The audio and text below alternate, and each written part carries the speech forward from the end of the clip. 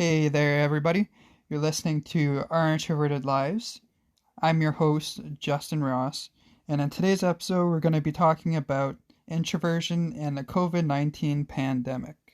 Make sure you listen until the end of this episode because the results of this episode will surprise you. I'm going to start off this episode by saying that at the beginning of the coronavirus pandemic, many of us introverts were not very worried about having to stay home and not having to interact with others. Big surprise there.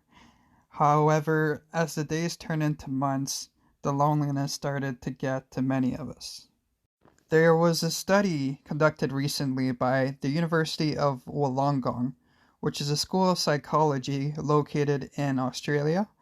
They recently looked into how 114 people were doing during the pandemic and found that the more that these people were introverted, the more that they got depressed, lonely, or anxious during the pandemic. This actually surprised me because you'd think that an extroverted person, somebody who's used to multiple different social interactions every day, who suddenly reduced down to one per week or one per month, you'd think that that person would take it harder than somebody who's already used to not having much social interactions at all. You know what I mean? When it comes down to it, everybody needs to socialize sometimes. We're all human after all. Dr. Breland Noble, she's a psychologist, and she said in an article written by Refinery29, she says, quote, "I think everyone should have some balance between being fully engaged with people outside of them and being fully aware and present for themselves." So it seems that even introverts have been affected by the extreme lack of socialization during the pandemic.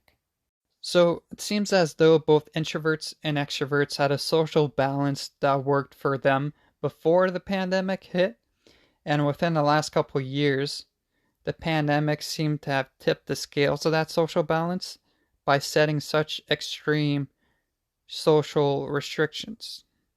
Now, another thing that came with this pandemic is instead of having face-to-face meetings now at work, now they're all Zoom meetings. Now, since many meetings have moved from in-person meetings to virtually, this doesn't mean that some introverts don't feel as burned out socially. Virtual social interactions can feel just as draining for introverts as face-to-face ones. It's a broad misconception that the pandemic has affected everybody the exact same way. Your living and working situation has a lot to do with it. There are some introverts that love the situation that the pandemic put them in socially, while there are others that didn't.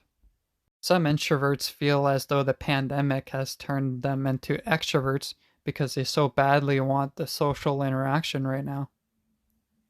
So like I said, there are some introverts that saw the pandemic as a dream come true on a social level, while there are others that loved it at first, but ended up hating it as time went on. And then there are other people that are eager to socialize again, but know that they will want to be left alone again and a few weeks after everything goes back to normal again. For me personally, I believe that when the social limitations were first enforced, I saw it as a valid way out of some social interactions.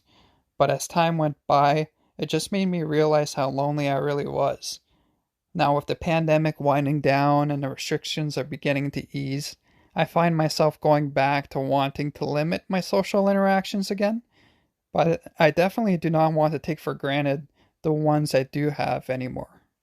Everybody might not have felt the social impact of this pandemic the exact same way, but one thing's for sure, everybody has been affected by this pandemic one way or another, whether it be financially, socially, or mentally.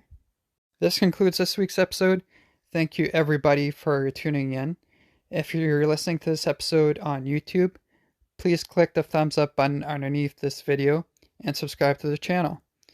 If you're listening to me on Spotify, Apple Podcasts, Google Podcasts, or Anchor, please follow this podcast.